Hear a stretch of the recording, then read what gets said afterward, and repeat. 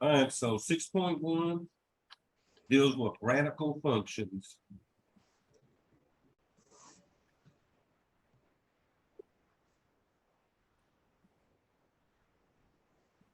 So remember, radical function is a function that looks like a square root or any kind of root.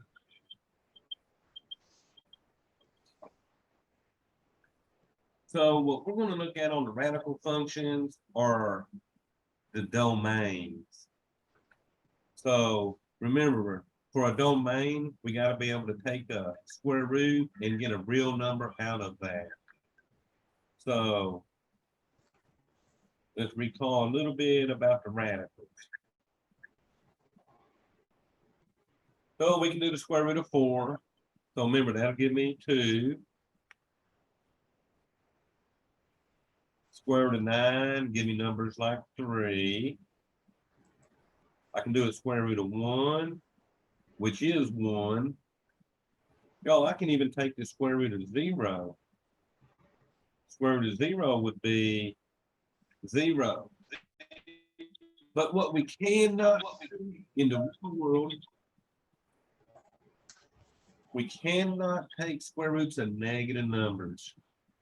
And if you just try to punch the square root of -1 on your calculator, it would give you an error message and say non-real result.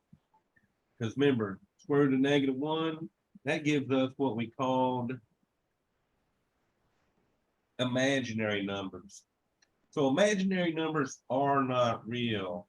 So when we look at the domain of these radicals,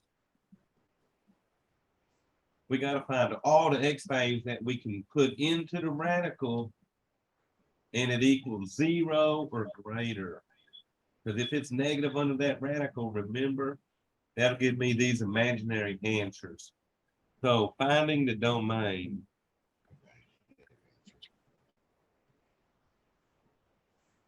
Of radicals. Really, this is the second thing we're worried about on domains. The first thing was fractions.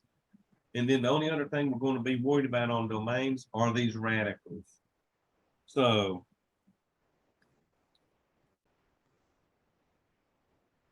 the A under the radical, let me let one in real quick.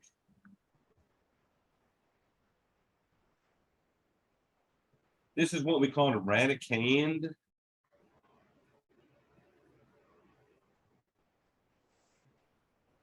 So to find the domain of these radicals, like I said, this has to be greater than or equal to 0. So I'm going to set A greater than or equal to 0.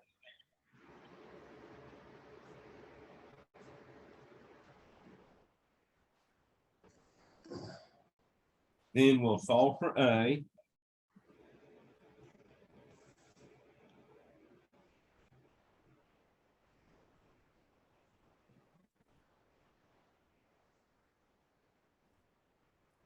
Once we solve for A, we will write our domain.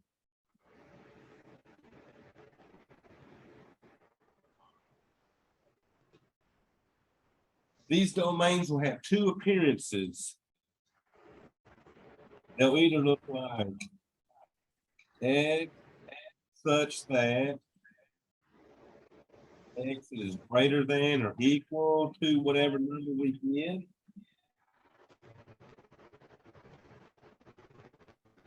It could look like x such that x is less than or equal to some number. Okay? So not very bad. We just take it under the radical only. We don't care if there's numbers in front or being added at the end. If it's under that radical, we're going to set that greater than or equal to 0. Okay? So we'll do a few examples of finding the domain. So we're going to find the domain of, I'm getting some kind of feedback. Let's see.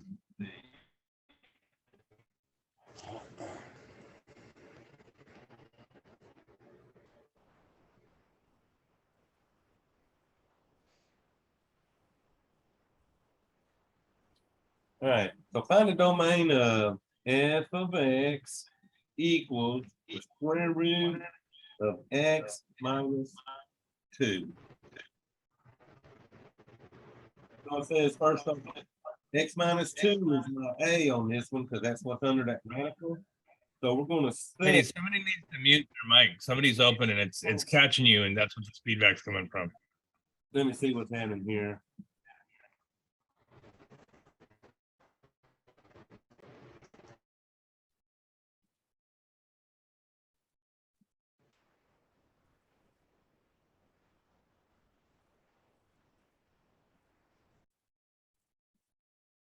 All right, I think I got them all muted now. All right, so let me go back to my screen. All right, so set the radicand, which is under that radical, greater than or equal to 0. Then y'all, we're just going to solve that, get that x by itself. We're going to take care of the minus 2 by adding 2 to both sides. So that x has to be greater than or equal to positive 2. So in MATLAB, we'll come in x such that x is greater than or equal to 2 close parentheses. So pretty much whatever you get when you solve it, that's going to how you write your answers on this. So let's do one more of these and then we'll look at the graphs. So I'll find a domain of f of x equals, how about the square root 4x minus 7. And y'all, same thing. Set this radicand greater than or equal to 0.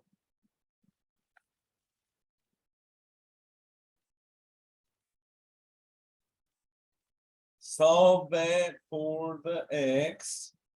So it looks like we got 2 steps on this one. We'll add 7, and then we'll come in and divide by R4. So let's add 7. So 4x will be greater than or equal to a positive 7. Divide both sides by 4.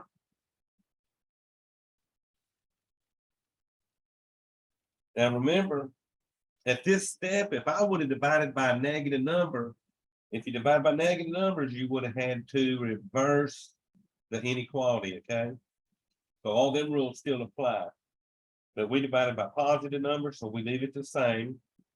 So that we get x greater than or equal to 7/4. So we would write that x such that x is greater than or equal to 7/4.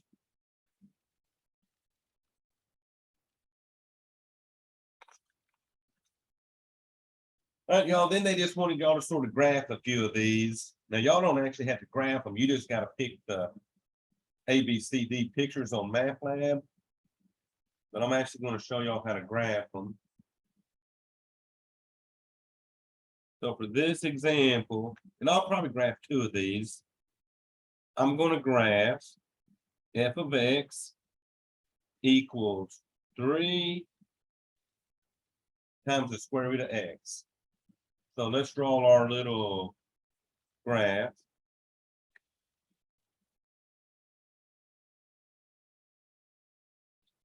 So I'll probably go out about 6 or so. So there's 5, that'll be 6.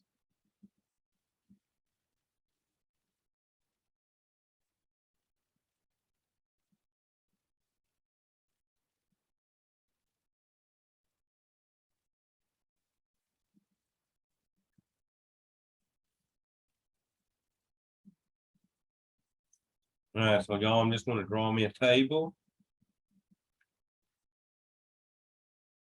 Now remember the basic graph for the square root of x, the basic graph was sort of a little curvy uphill line, okay? So y'all, I'm gonna pick numbers to be my x that I can actually take the square root of. And we can take the square root of numbers like 0, 1, 4, 9, 16, 25, and so on. These were all those perfect squares. So I'm going to put a 0, and I'll probably do 3 of them. I'm going to do 1, and then I'm going to do 4. If you pick a 2 or 3, you're going to get a never-ending decimal. That'll be tricky to graph. So always pick numbers when you got radicals that are perfect squares under here, okay? So if we put a 0 in there, square root of 0 is 0. 0 times 3 is 0. So my first point would be 0, 0 right in the center. I'm going to put a 1 in here. Square root of 1 is 1. 1 times 3 makes that a 3. So when my graph is at 1, my y value is 3. 4, if you put a 4 in there, square root of 4 is 2. 2 times 3 would be 6. So when x is 4, my y is 6. So you can see it's still got that curvy effect, but it's just a little taller because of that 3 in the front. It's taking all the basic graph values and multiplying them by 3, which is sort of stretches it. So that this graph comes up and sort of goes to the right.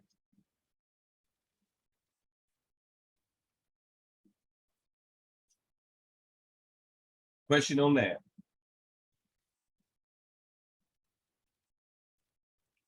And you can always graph these on the calculator, remember, and when you go to the table, you can pick the y's that didn't look like never-ending decimals on that.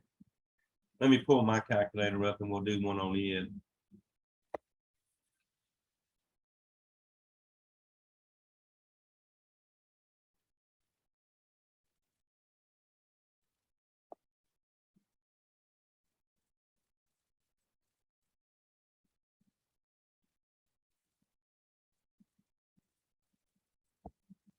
All right, y'all, so I'm going to share my calculator now. And I'll do the one we just did. So I'm in y equals, and I'm going to do 3. So come down and get your 3. Square root will be second x squared key. You see the little blue radical above it. And then put in your x. So now I'm going to show you the table first. So the second graph to pull the table up. So I want to go up a little bit and show you these negative numbers. Look at all these negative numbers. They're giving me errors because I don't get real numbers out of those. They're imaginary. So that's why you see errors on all these negative numbers. And then there you go. You got 0, 0, 1, 3. Notice 2 and 3, since they didn't have square roots, they gave me decimal answers. 4 was a perfect square. I had a 6. Let's see, if I go down, the next one would be what, 9? So let me go down to 9. And notice at 9, I get a nice number. And then let's look at that graph. So there it goes. So ours went up and sort of curved away, okay?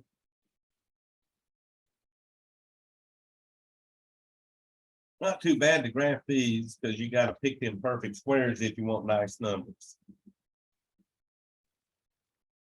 All right, so let me do one more of these and then we can mess with the 6.8. How about a -2 square root of x?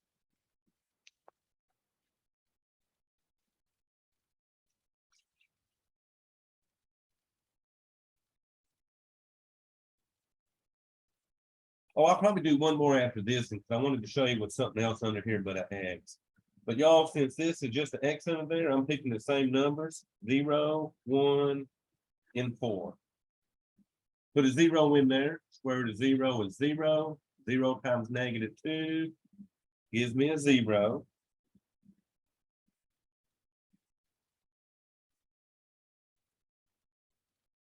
So let me get us going about 6 again.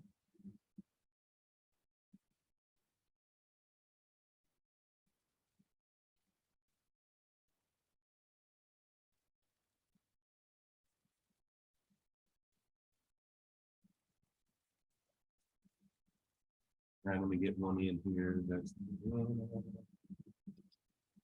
of these.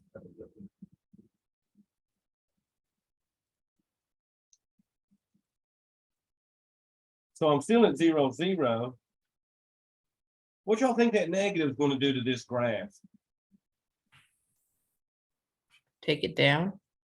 Yeah, instead of this thing going uphill, it should come downhill, remember, because it's going to reflect me over that x-axis. So good job. All right, let's put a 1 in here. Square root of 1 is 1. 1 times -2 is -2. So see over here at 1, we're down here at -2. And if I put a 4 in there, square root of 4 is 2. 2 times -2 would give me a -4. So over here at 4, we go down to -4. Still a curvy graph, but this one is, like you said, going to go downhill.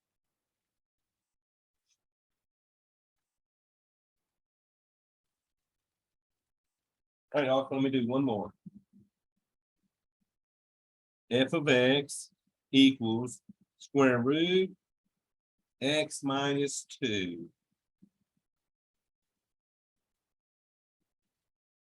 And then let me draw us a graph here.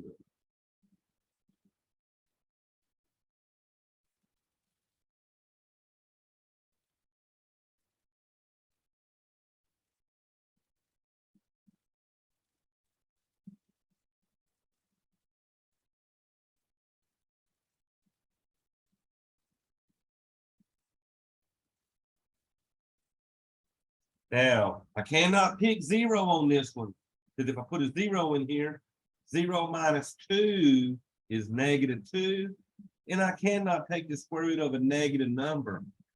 So the first x I pick will be whatever x makes this equal 0 under here. So that would be what, a 2, y'all, right? So since I got something happening under here, I need to find numbers that make these equal those perfect squares. So 2 minus 2 is 0. Square root of 0 is 0. So the next perfect square was 1. So I need to pick an x that'll make this equal 1 under here. So that x would be what, 3? 3 minus 2 will give me 1. So I'm going to pick 3 for my next x. 3 minus 2 is 1. Square root of 1 is 1. Let's see. So that was 1. My next perfect square is 4. So the x value that would make this equal 4 under here would be a 6.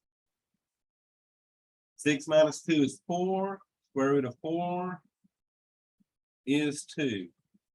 So let me ask you all this. If this was the basic graph of square root of x, what is that -2 doing to the graph? So that's the translation that was inside the parentheses. So if I tack the x inside the parentheses by subtracting 2, which way will my graph move? Left or right? To the right. Yeah, to the right. Because remember, they're opposite what you think when they're inside parentheses. And watch what happens. My first point is 2, 0. So go right to 2, put a point. Some other graphs were all centered off the center of my graph, but now I'm right 2. Then I got 3 up 1, 6, which would be over here, and up 2. So that this one sort of curves to the right, but it's no longer sitting at the origin, it's moved over 2. So y'all just remember, subtracting inside parentheses moves me right, and would have moved that thing to the left. So y'all, that's basically 6.1. So now we can do 6.8. So let's see, 6.8. And y'all have already seen some of this on our last lecture in 7.5. We already looked at increasing intervals. We've looked at decreasing intervals.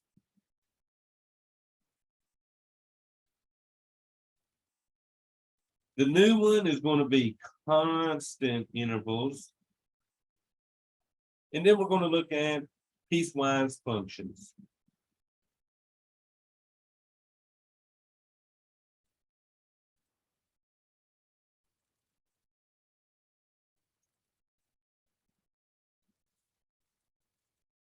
All right.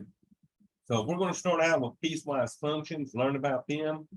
Then we'll get into these increase and decreasing and constant intervals.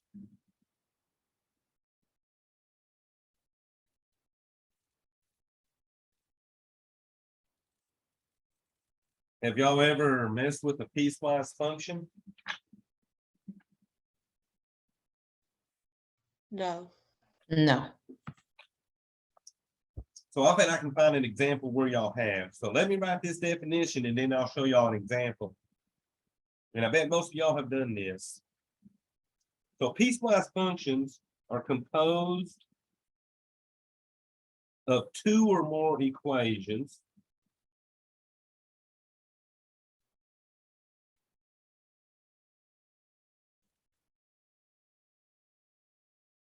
and the value of x determines which equation is used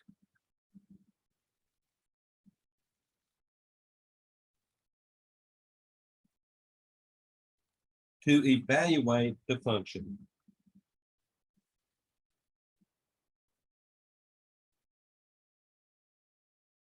Or how about the function value? There we go.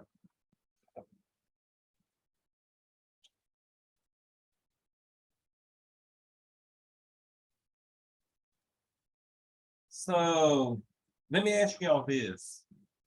Did any of y'all work paid by the hour? Yes. Okay. Are you able to get overtime? Yes.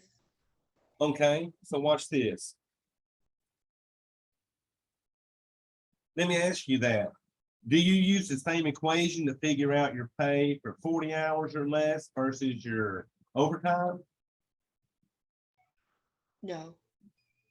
No, because most of the time your overtime is going to be what, time and a half?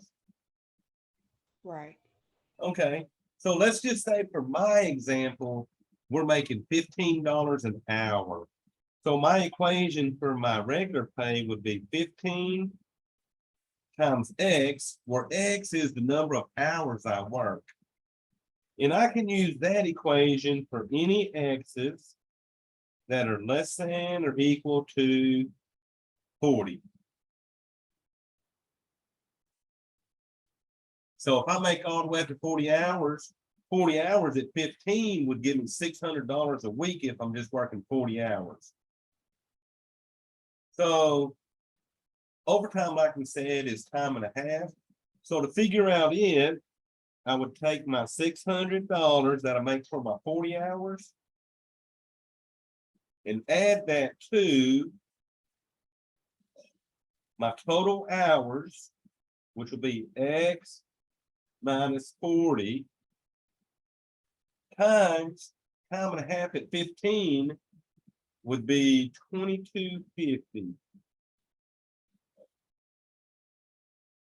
And I would use that for any X that is greater than 40 hours. So say I work 47 hours, you would take your 47 minus 40, which would give you 7 hours of overtime at $22.50 per hour. Add that to the 600 you made for your 40 hours, and that would give you your final pay. So y'all have done that kind of stuff, right? You figured out, well, I know what I make for 40 hours. If I work 10 hours overtime, that's another $225, and you add that to what you made for your 40 hours, right? So that's what we got going on here. So for my example, which equation would we use for 37 hours which equation would we use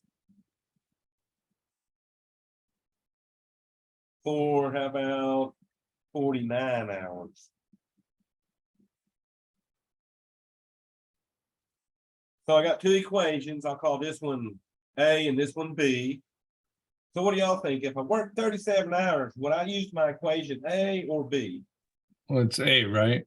It's gotta be A, right? Because your X is what, 37 for your hours? And 37 is definitely less than or equal to your 40. So you would use the 15 X equation. So in the beginning, they don't make you evaluate them. They just want you to sort of pick which equations you would use, okay? And then for the 49 hours,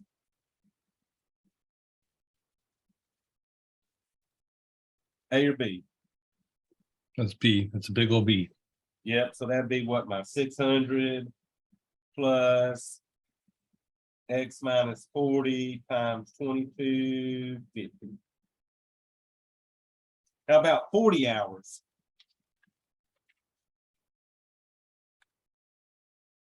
A. Hey, because remember, it's got that equals up here, so it can equal 40, okay? So good job. So y'all, you're going to start out doing that on those piecewise functions. Then it gets back into the intervals. So let me move my camera up.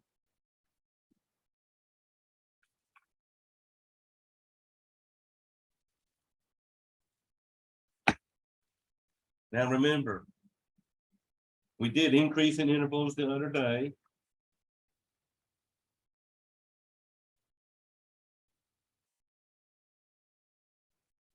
Increase in intervals were the X values, were the graph goes uphill left to right.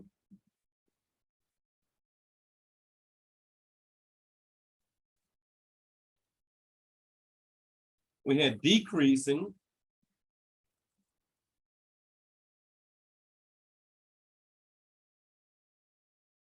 That's the X values where the graph goes downhill left to right.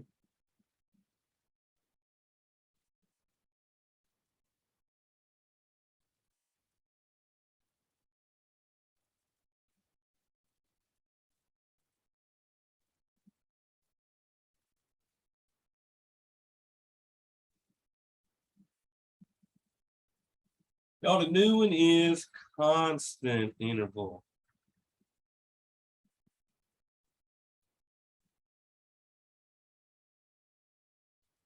So when y'all hear the word constant, what do y'all think of?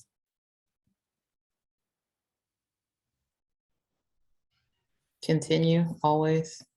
Yeah, it doesn't end. Yeah, so. Yeah, sort of, but how about it don't change? Oh, like consistency. Like, all right.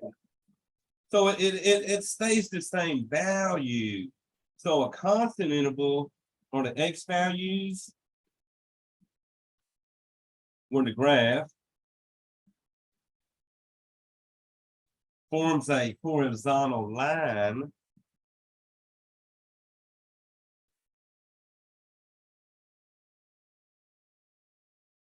left to right. So it's going to be parts of our graph where it's just going straight across because the Y values are the same as the X's get larger, but it makes a straight horizontal line since those Y values are all the same. Okay. So let me try to draw this graph. And what we're going to do, we're going to find the intervals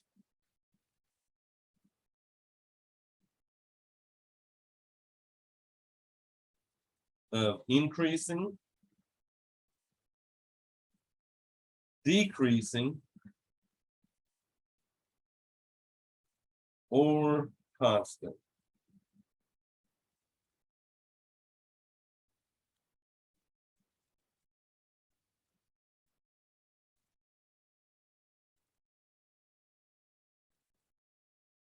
All right, let me see. I'll go out about 5 on this.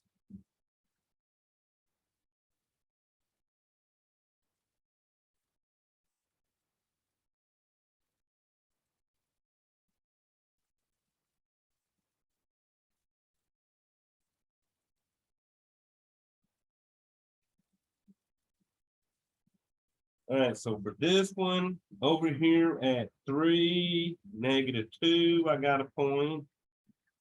Over here at -3, -2, I got a point. I got a straight line going through there. And then it goes up to the right. And then this side comes in. So the arrows just mean that my graph goes forever after it goes, okay? So what we want to find is our increasing, decreasing, and constant intervals.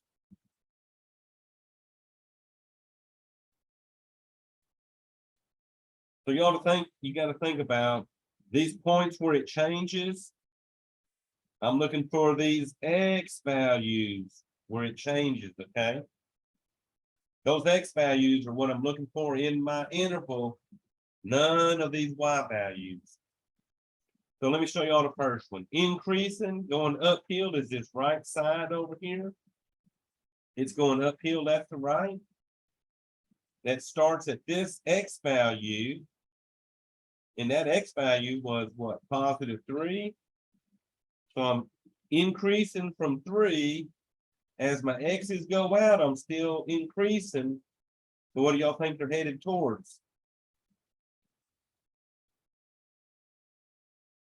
Infinity. Infinity.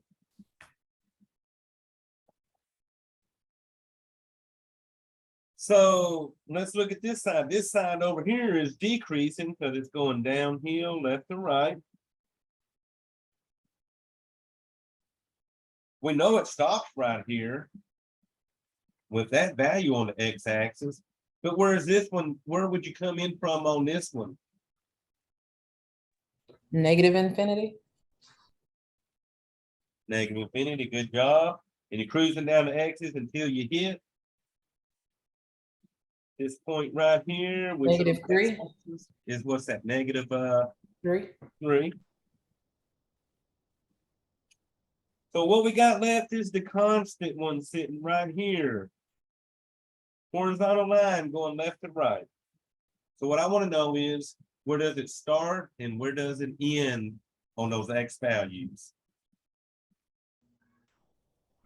-3, +3.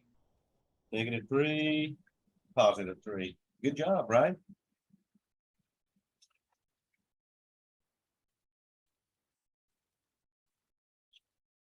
All right, so I'm about to pull MATLAB up real quick while y'all get them notes. And I'm gonna go to MATLAB to show y'all some of the pictures you're gonna see and what y'all do with them.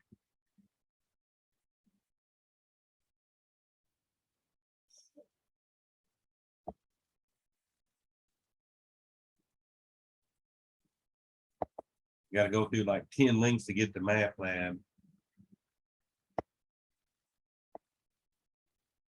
All right, I'm getting close.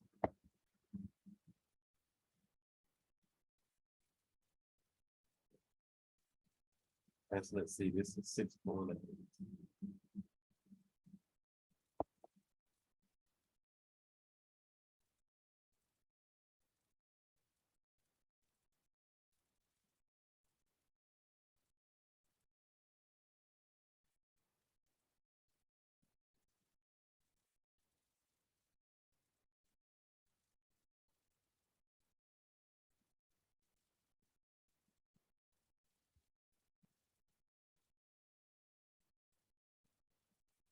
All right, y'all, so I'm gonna share a screen with MATLAB and see what y'all do on this.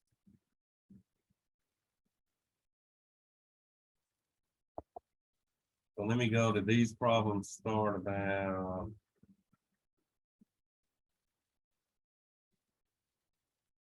So we're doing one like that.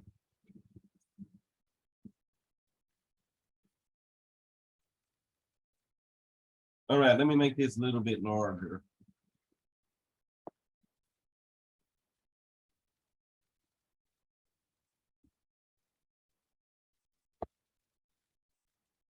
All right, y'all, so on this graph, A, B, C, or D, what are the intervals that this function is increasing?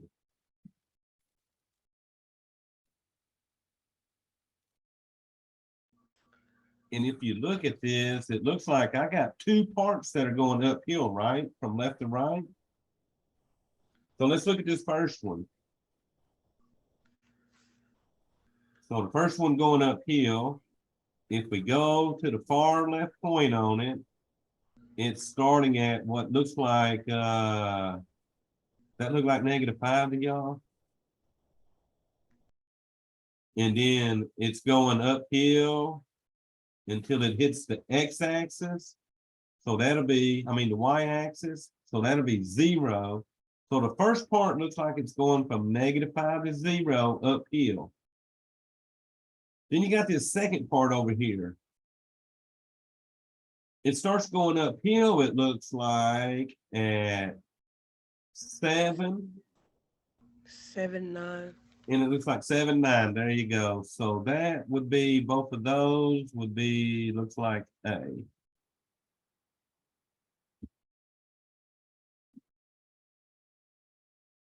And I don't know how they got D, -8, -5. So not sure what they're doing on that. Oh, they're doing the straight line, it looks like. That looks probably like it went from -8 to 5. So definitely go with A. Then you'll check that answer. It's going to say, on what intervals is it decreasing? And y'all have only got one part going downhill left to right. So they've already gave me the parentheses. I just got to put in the numbers. So what do y'all think about that decreasing? Both of them or just the first one? Um, Oh, so only that third line is actually going downhill. Would it be infinity? Well, It's that's coming from negative side, isn't it? If it continues to go. +6. well, Oh, on the X? Oh. on the for eggs. 3. So it'll be 3 right there. See, it starts going downhill on the third line, basically starts going downhill at the X value of 3. And remember, it stops on the x-axis. But what X value is that? 0. Oh, 7. Not Y value, give me the X. So this X. looks like what? 1, 2, 3, 4, 7. She said 7. 7 right there. There you go, 7. So see, it's easy to get confused and try to get me them Y values, but remember, look up, ignore the Y axis and just look at the X. So then y'all check that. On what intervals is this constant? So give me the left point first and then the right point, X values. -8. Negative, yeah, -8. Okay, so -8 until, -5. yeah, that looks like -5. So y'all, we're just looking at the point, going straight up to that X axis and moving on. All right, so we're doing more of these. I want y'all to get used to these. Now this one, I actually got to put them in parentheses. So let me get my parentheses started.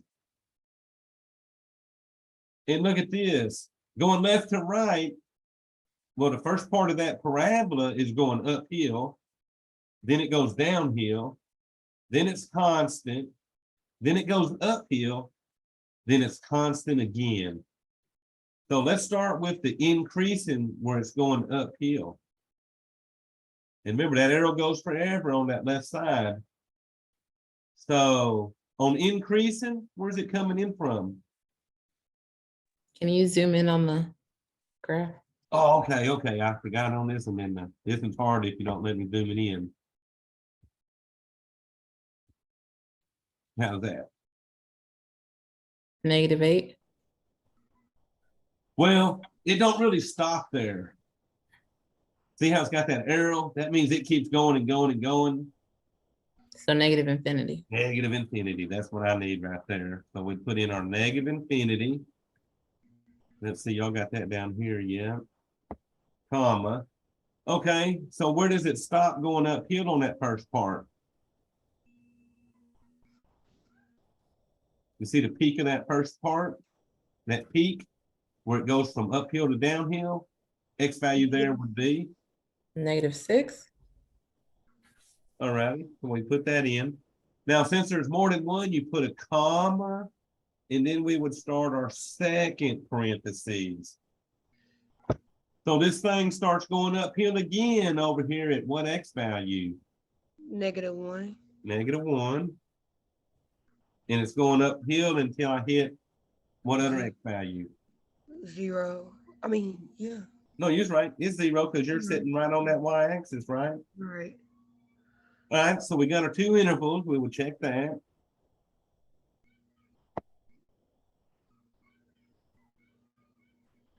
Decreasing. So let me start my parentheses on that one. And y'all, it only looks like it's decreasing one time. So where does it start decreasing and where does it end? -6.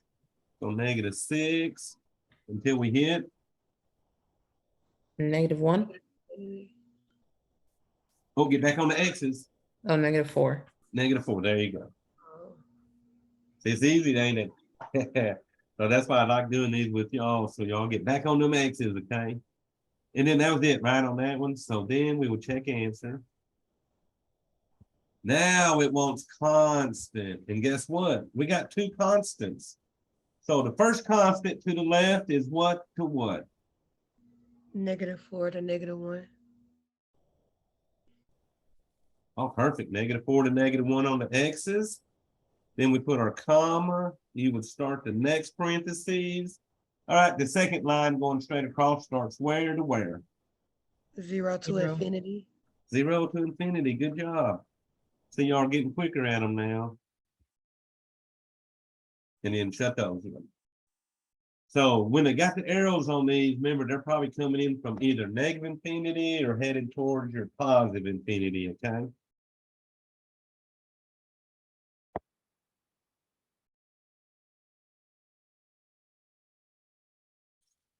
All right, so relative max and relative min are the same thing as minimums and maxes on the parabolas.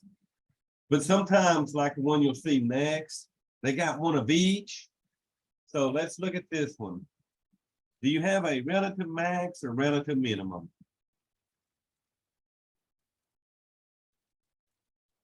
Let me zoom in a little.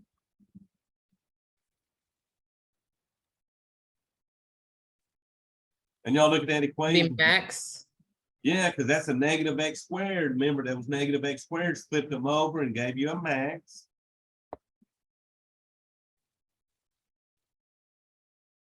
So let me ask y'all this one. The relative max occurs at what X value and has a value of what? So you notice they're giving y'all the vertex point, right? So the X value where that maximum is happening is the X value of 5.5. And it has a value of 5.25.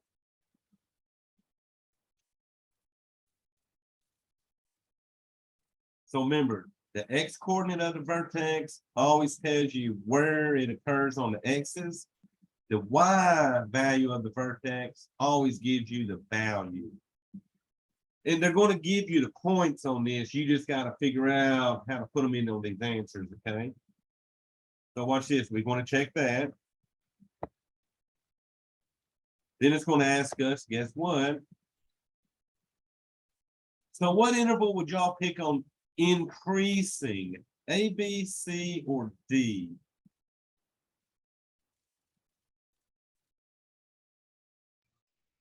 B, Oh, I couldn't hear you. What was that? B, B is in boy? yes, Perfect.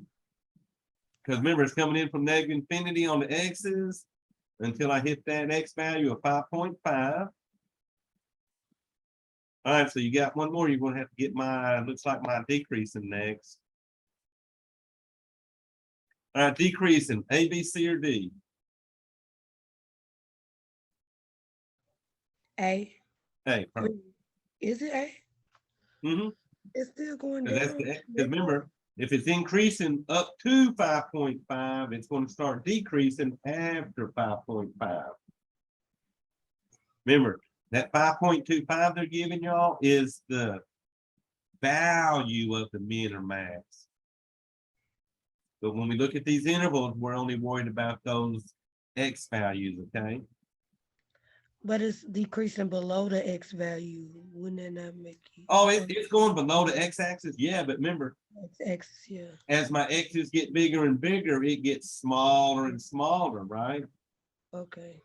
So the range is way negative, but my x values are still going out to the right on that axis, okay? Right. Okay. Okay.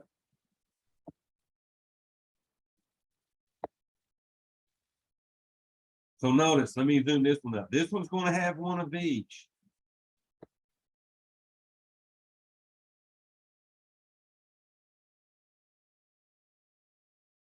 All right, so we got all the points we need right here. So there's a relative maximum, which is the mountain peak. There's a relative minimum, which is the little valley.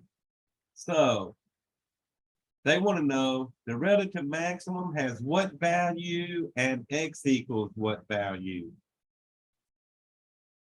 So my mountain peak is what, 0, -1.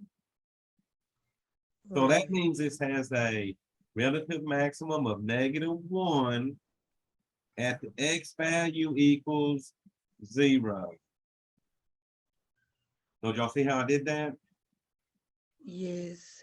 So y'all get to do this one. Ugh. The relative minimum is blank at x equals blank.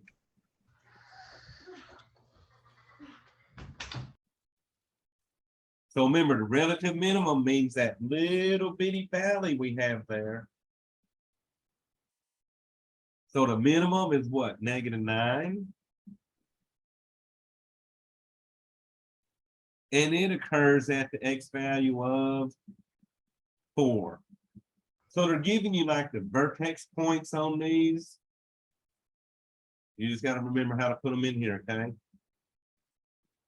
So y'all seen how I did that one, right? So what I'm going to do now, I was going to make us do the intervals, and then I'm going to let y'all do one. What intervals is this increasing? Now I'm going to pull that up just a little bit so that y'all can see more of the graph, just to see that those lines are going forever. And it's going uphill twice on this one.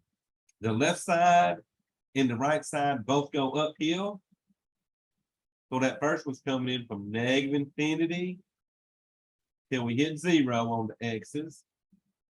The second one is starting at 4 on the x-axis till we hit positive infinity. So for me, I would pick A on A. it. It's only decreasing on the middle part of it. So let's see. That should be next. So it's decreasing from where to where?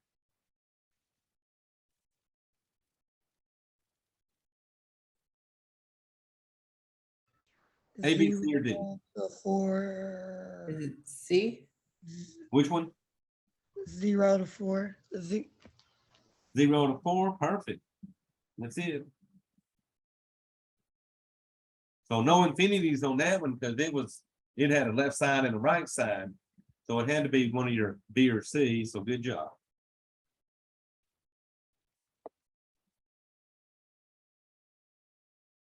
Now what I'm going to do, I'm going to go back on that one.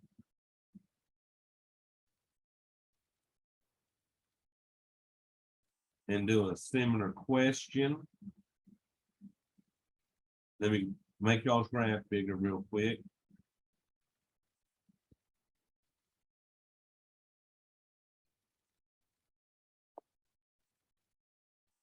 All right, y'all. So y'all, one of y'all tell me the relative maximum at x equals whatever. -1, x equals to 2. Okay, we got that one.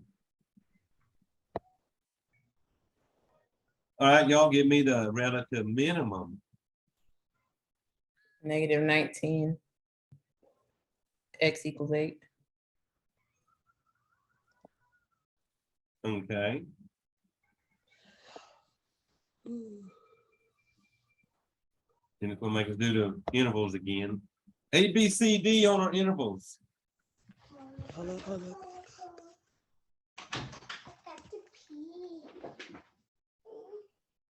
C. Okay, let's see. C is -infinity to 2. And then should be 8 to positive infinity. Good job.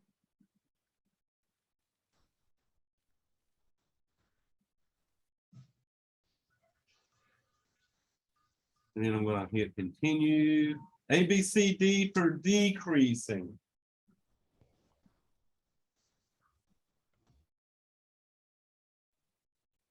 B. B, yeah, 'cause that's one was from 2 to 8. Good job.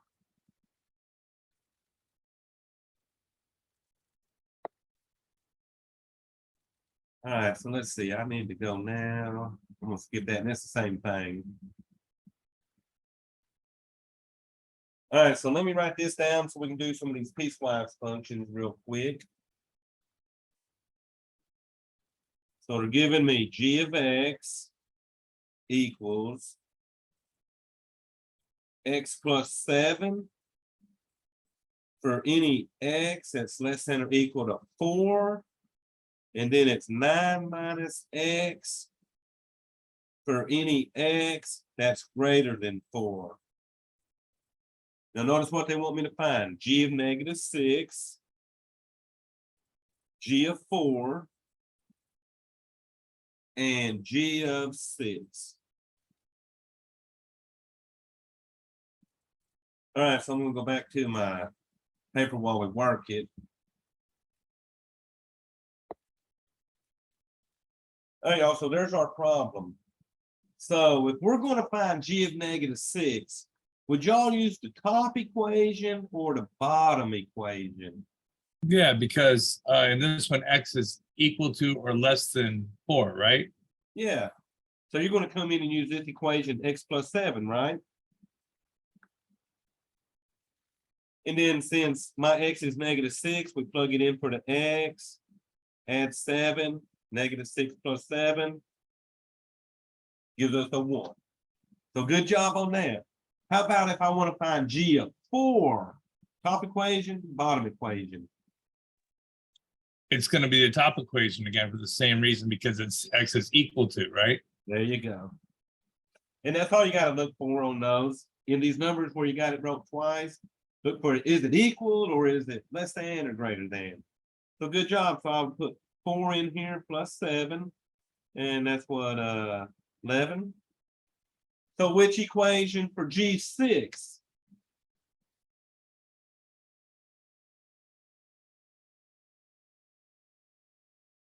Oh, y'all went silent.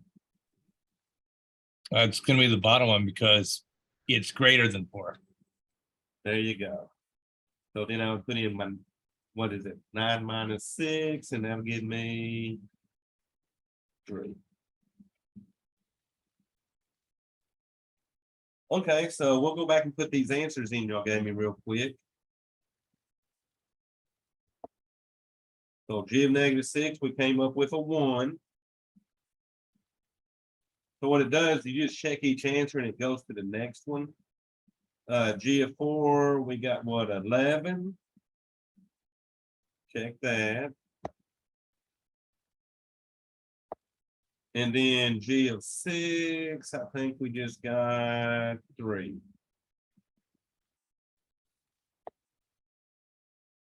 So y'all, this one is on y'all.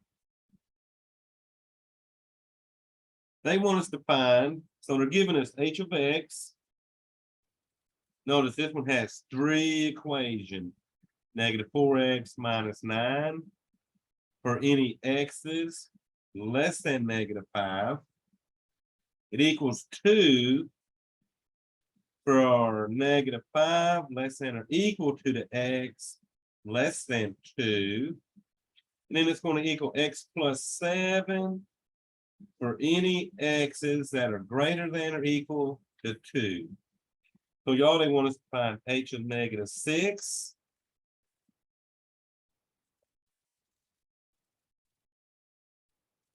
H of negative 4. H of 2. And then h of 5.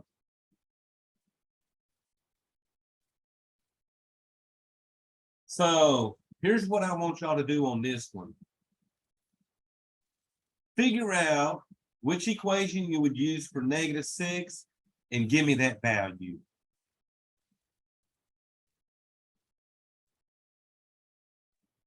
Give me like the whole equation or just like actually solve for x? Actually solve it for that x like I did on those. So pick out your equation, plug that negative 6 in and see what we get.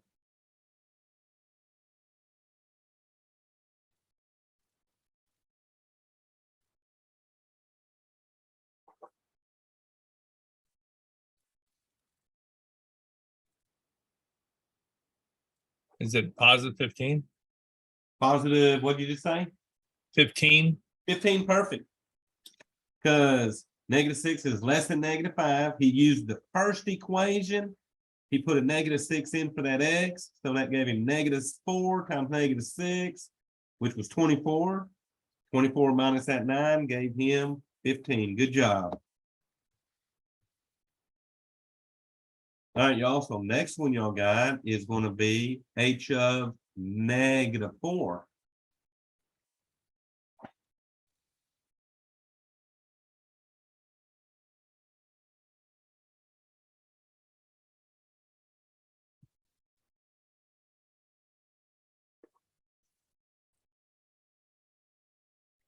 I'm a little confused on this one. Would this be because it'd be the middle equation? Exactly. Oh, so it'd be 8. So it's the middle equation. But notice, Yeah, all that's there for that middle equation is what? yeah, that's why I'm confused. So would it just be 2 times negative 4 then? Oh, no, you don't got no times there. Yeah, that's All you got there is a what? 2. So that answer is 2. Oh, cool. Oh, thank you. So that one is that little stretch where it's equals 2 for all those values. That's going to be one of them constant parts where it goes straight across. And the y value is always 2 going through those numbers. So anything from that negative 5 up to what, 1 is going to have a y value of 2 going straight across that. So that'd be the constant part, okay? All right, y'all. So y'all got another one coming up. Find me h of 2. 12, using the bottom one. All right, so you got the right equation, but come back to Arkansas. 9. How'd you get a 12 on that? It said 5 plus 7. Oh, but we're finding h of 2. Oh, 2. Oh. I was looking at 5. Okay. So you're putting that 2 in for that x, which will give you 9. 9. There you go. All right. I thought you were trying to do that Mississippi math on me over there. Well, what's that Mississippi math? What's the Mississippi math? Well, they add a little different than we do in Arkansas. What? How about this? H of 5. Now you can say it. 12. There you go. So y'all, you put that 12 in, check that answer, and that looks like that's 11. So that's it on that section, y'all. So remember, 6-1 dealt with our domain on the radicals 6A dealt with piecewise functions, which are what these are. And then doing the increasing, decreasing, and constant intervals. So y'all, let me ask, any questions?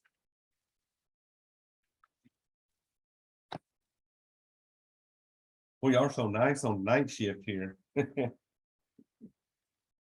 right, so remember, 5.4, I'm gonna switch that due date on that. It's not gonna be due till the next week. So don't worry about 5.4, we're gonna do that Monday. 5.4 will be the last material for test 1. I mean, test 2. The material we start after test 2, after we review, will be starting your test 3 material with 8.1 and 8.2. So one more section and then we get ready for y'all second test, okay? But it's Okay. not as bad. There's not as much graphing on this test as that first one had.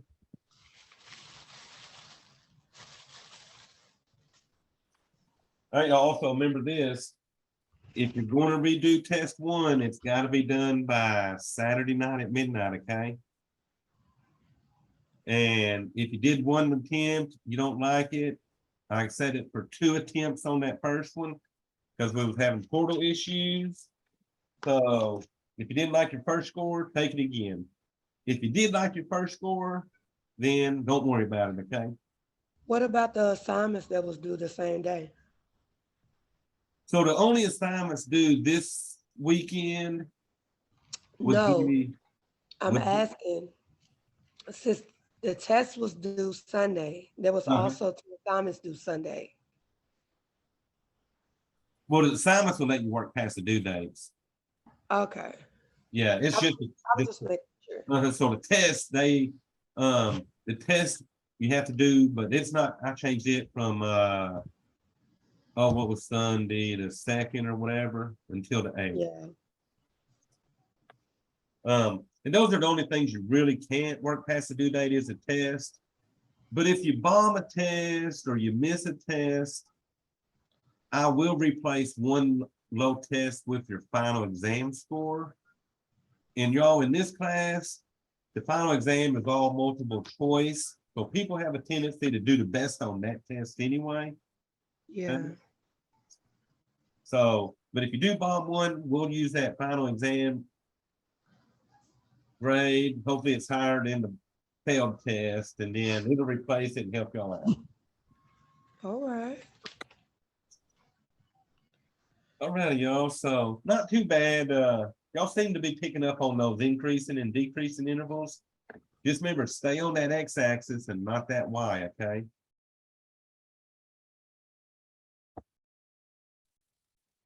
All right, y'all, what questions we got?